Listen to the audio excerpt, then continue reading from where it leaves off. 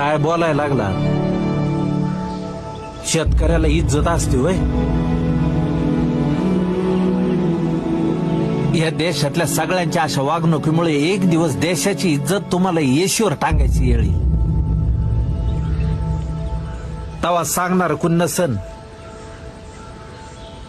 अतिवृष्टी आली, वाला दुष्काळ, कोरडा दुष्काळ, रोगराई आली, कोरोनामुळे सगळं जग ठप झालं.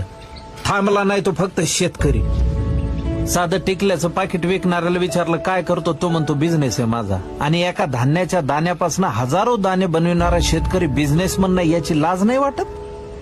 आणि तुमच्या या अशा नटवेपणापायी आज नवी पिढी अर्धवट शिकलेली मातीत पाय घालायला तयार होत नाही. उद्या जर शेती करणारी पिढीच निपाजली नाही तर काय करणार आहे तुम्ही? का पैसा भरणार आहे?